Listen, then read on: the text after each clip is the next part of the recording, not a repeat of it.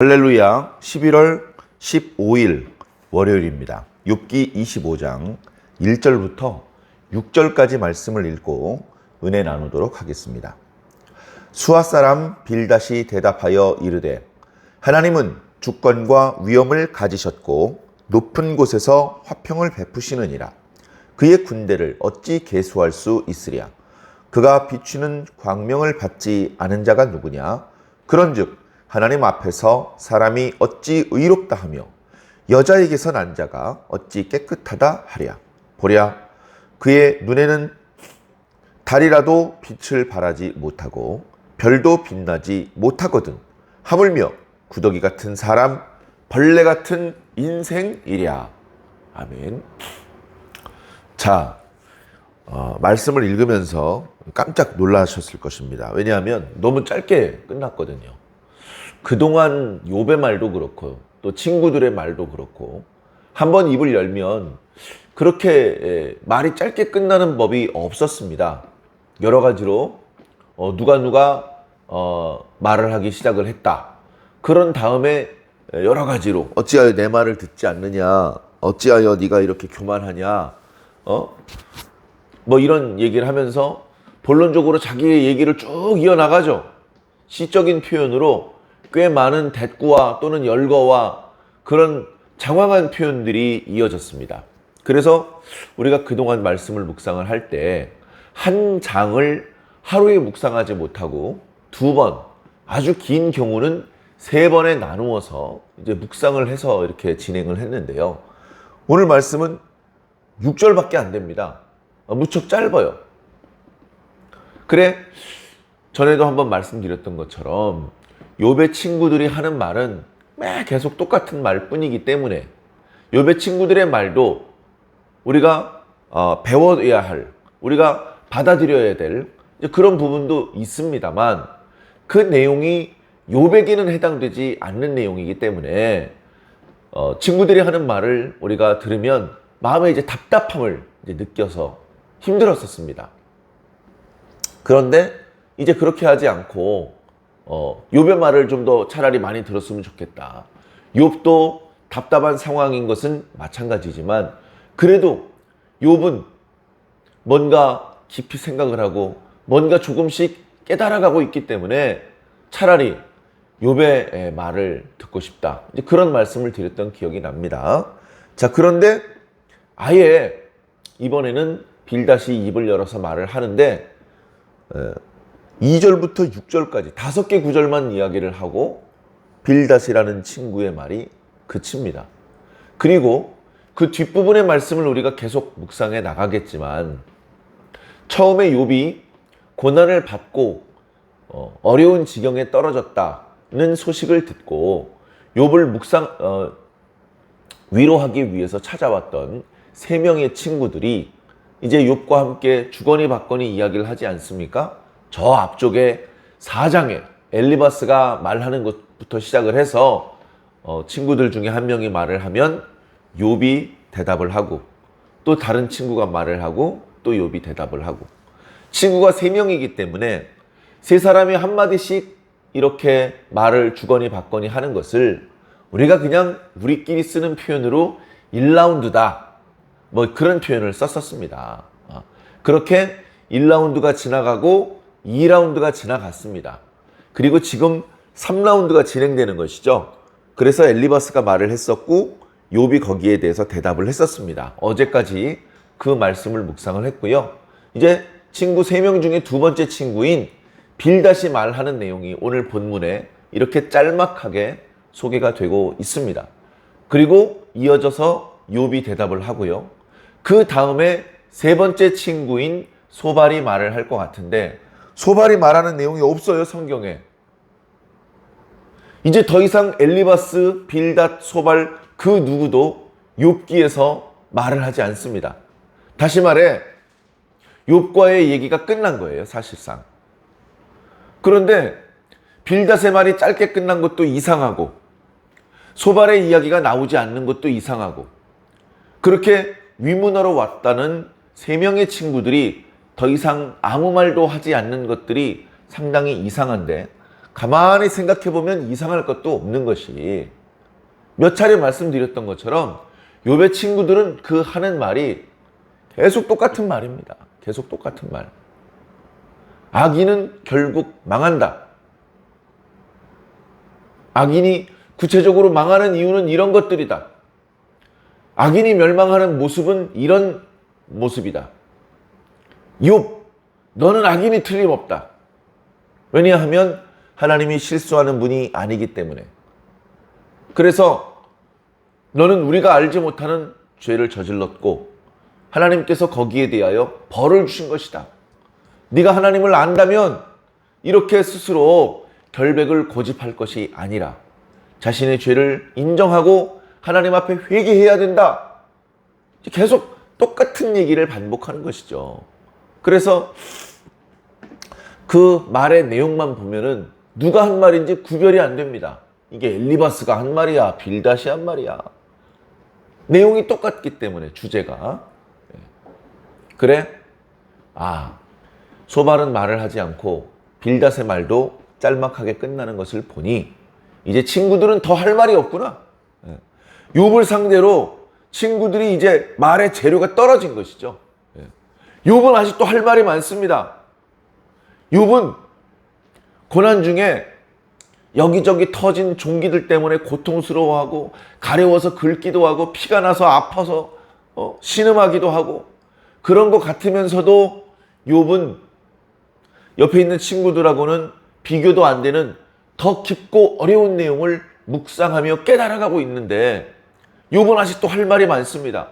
욥은 아직 친구들과 대화를 하면서 드러내지 못했던 마음속의 깊은 이야기들, 자기가 깨달은 그 깊은 지혜들, 그런 것들에 대해서 아직 말하지 않았던 그런 내용들이 이제 많이 있습니다. 이제 그런 내용들이 저 뒤에 26장부터 저 뒤에 31장까지 계속해서 이어지게 됩니다. 정말 욥은 대단한 사람, 단순히 말을 많이 했기 때문에 대단한 것이 아니고요. 고통을 견딘 것, 고통 가운데도 하나님을 원망하지 않은 것, 하나님을 원망하지 않으면서 하나님의 절대 주권을 인정하면서도 자신이 당하고 있는 고난에 대해서 의구심을 갖고 이것이 왜 이렇게 된 것인지 끊임없이 하나님의 이름을 부르며 하나님께 간구했고 도움을 청했던 것, 자신에게 재앙을 내리시는 하나님이 결국은 자신을 구원해 주실 것이라는 것에 대한 분명한 확신이 있었던 것. 그러면서 단순히 의인에게 상을 주시고 악인에게 벌을 주시는 것 이외에 여러 가지 우리가 다 헤아릴 수 없는 하나님의 사정이 있다는 것, 이런 것들을 욥은 깨달았던 것이죠. 우리 신앙인들에게 정말 중요한 그런 깨달음들을 욥기를 통해서 우리에게 주고 계십니다. 간단하게 빌닷이 했던 말을 한번 살펴보겠습니다. 하나님은 주권과 위엄을 가지고 계신다. 높은 곳에 계신다. 하나님의 절대 권력, 절대 주권을 고백하는 것이죠. 빌닷의 말은 맞습니다. 누가 빌닷의 맛을 틀리다고 말할 수 있겠습니까?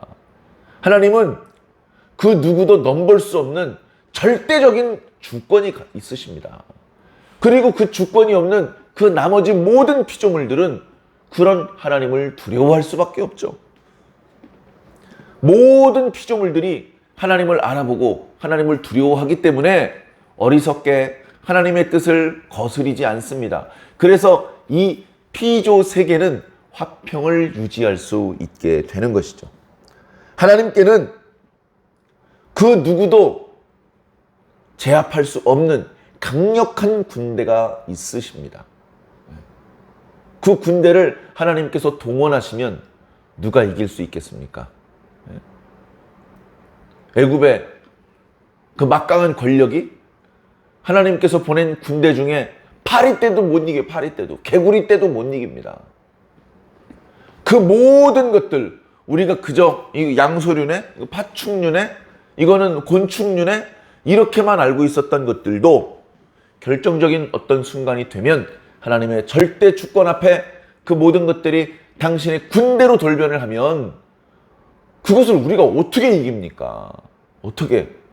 하나님께서 그 수많은 미물들이 인간보다 못하게 하시고 인간의 손에 의해서 길러지게 다스려지게 하셨기 때문에 우리가 여기서 왕노릇하고 어른행세를 하는 것이지, 만약에 그 미물들이 돌변해서 죽음을 무릅쓰고 인간을 공격한다면 인간이 이길 수 있습니까?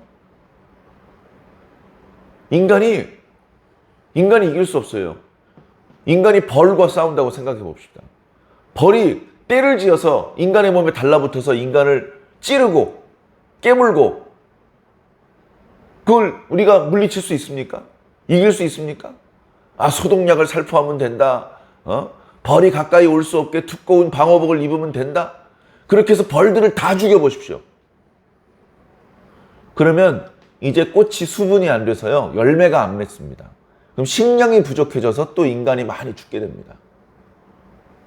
벌이 우리를 도와줘야 돼요. 우리와 싸우지 않고. 벌이 인간을 돕게 만드셨어요. 그래서 우리가 그 덕분에 지금까지 수천 년 동안 잘 살아온 것입니다.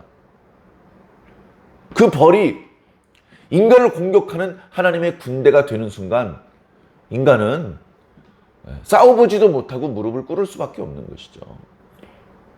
그 하나님의 절대 주권과 강력하심에 대해서 빌닷이 짤막하지만 명확하게 말씀해주고 있습니다. 그러면서 하나님은 그렇게 위협만 하시는 분이냐? 그렇지 않죠. 하나님께서는 모든 만물을 향하여 광명을 비추어 주시는 분이다. 그 광명이 아니면 다 죽습니다. 그 광명은 단순히 사물을 분간할 수 있게 해주는 정도가 아니고 우리가 먹는 음식물들을 자라게 하는, 어떻게 보면 모든 에너지와 모든 양식의 원천이잖아요. 그래서 하늘에 떠 있는 저 태양을 하나님께서 만드셨다는 것까지 생각하지 못했던 대부분의 사람들은 태양을 대단한 신으로 생각을 합니다. 여러 가지 신들, 여러 가지 종류의 신들 중에서 최고의 신이라고 생각을 합니다. 태양신이 태양이 가장 강력하고 태양이 우리에게 생명을 주는 그런 가장 고마운 존재야. 그래서 태양을 신격화합니다. 이집트의 종교도 결국 최고 신이 태양신이에요.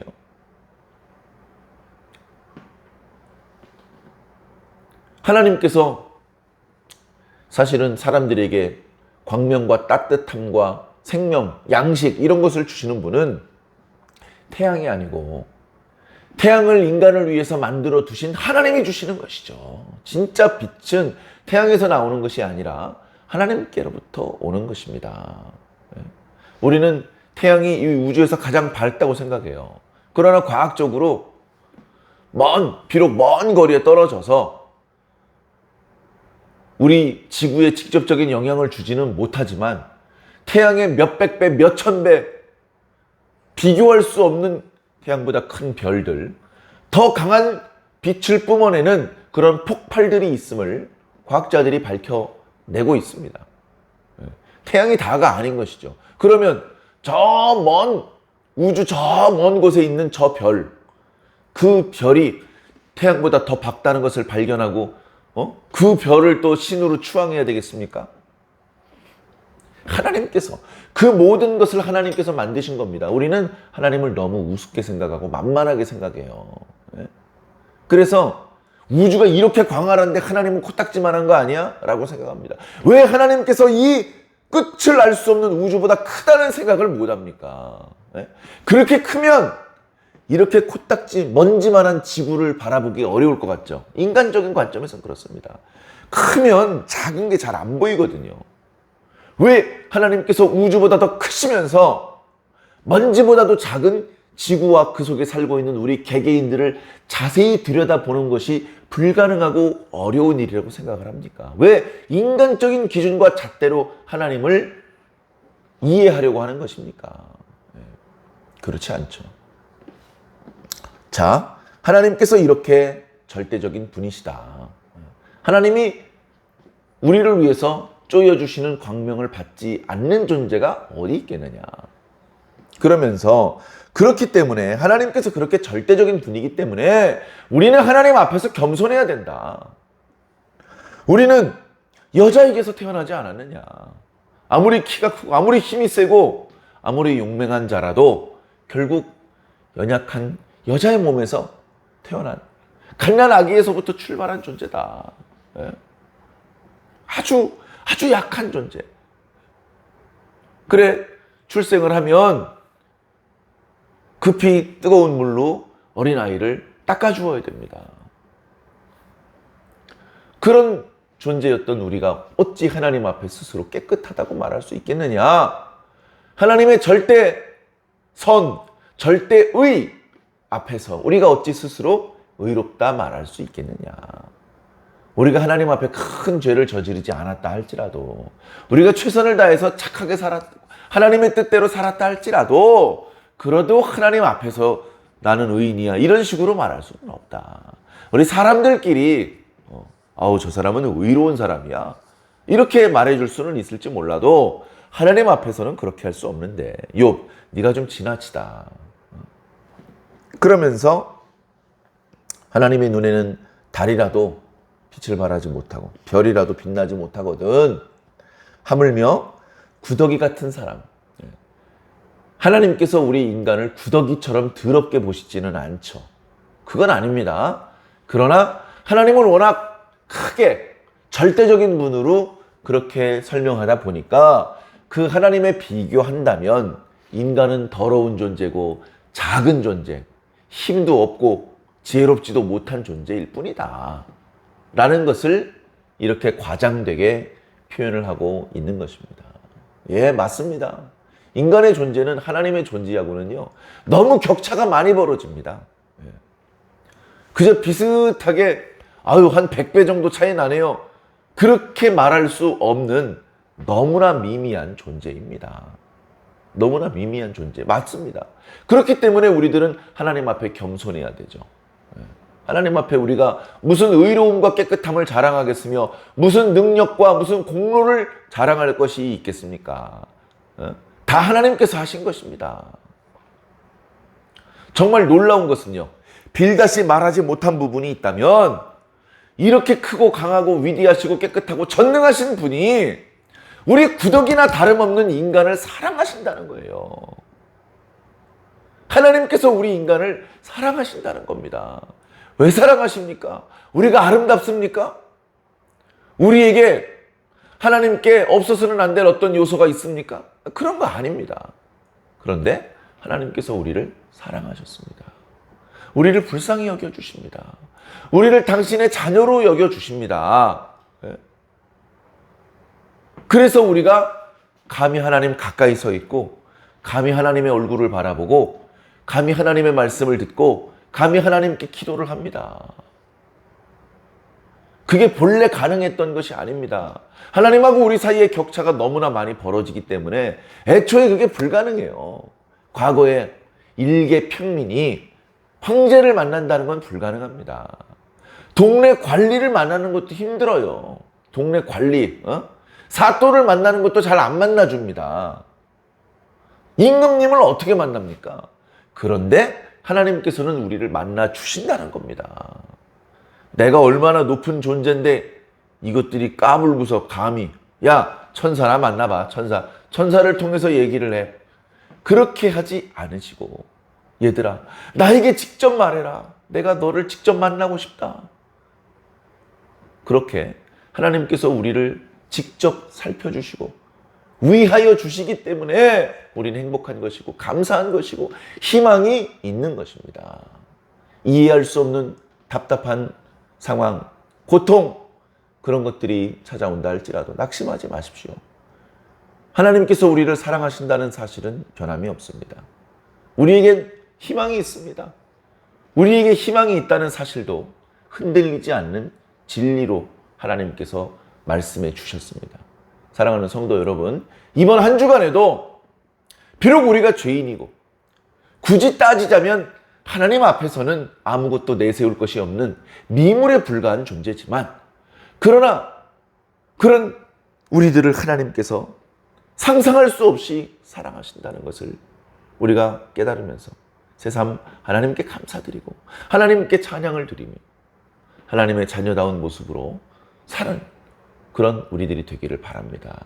인간도요, 자기 부모에게 받은 은혜 다 못 갚습니다. 부모에게 어렸을 때 병원비, 학교 다니면서 뭐 교육비, 이런 것들 우리가 커가지고 돈 벌어서 갚습니까? 그런 거 아니잖아요. 다 못 갚아요. 아이들 엄청나게 공을 들이고 또 돈도 아낌없이 쏟아붓고 그래가지고 자녀를 성장해가지고 결혼시켜서 독립시켜 보내면 부모가 바라는 게 뭡니까? 다달이 돈 갖다 바치는 거 바랍니까? 그걸 바라는 게 아니고 우리한테 아무것도 안 갖다 줘도 되니까 너희들끼리 건강하고 행복하게 사는 모습을 보여줘. 부모들이 바라는 게 그겁니다. 너희들이 건강하고 행복하게 잘 사는 모습, 그거 보고 싶다는 것이죠. 하나님께서 우리에게 베풀어 주셨던 은혜를 다 장부에 기록해 놓으셨다 갚으라고 하지 않으셔요. 그냥 우리가 하나님의 백성답게 사는 모습을 보여드리기만 하면 하나님은 기뻐하십니다. 사랑하는 성도 여러분, 이번 한 주간에도 우리 하나님을 기쁘시게 해드립시다. 우리에게는 우리 나름대로의 여러 답답하고 고난에 해당되는 그런 어려움들이 있겠지만 그럼에도 불구하고 우리는 우리 하나님을 기쁘시게 해드릴 수 있습니다. 이제 어제 주일 예배가 지나고 오늘부터 한 주간의 또 일상이 시작되죠. 날이 제법 쌀쌀해졌습니다. 주일을 한 번 더 지나고 나면 이제 잠깐씩 영하로 새벽에 기온이 떨어지기도 한다고 예보가 되어 있는데요. 사랑하는 성도 여러분, 건강 유의해 주시고요. 날이 쌀쌀해서 몸은 움츠러들지만 하나님을 향해서는 언제나 가슴을 활짝 펴시고 하나님의 말씀을 받고 하나님을 기쁨으로 바라볼 수 있는 그런 저와 여러분들이 꼭 되기를 예수님 이름으로 간절히 축원합니다.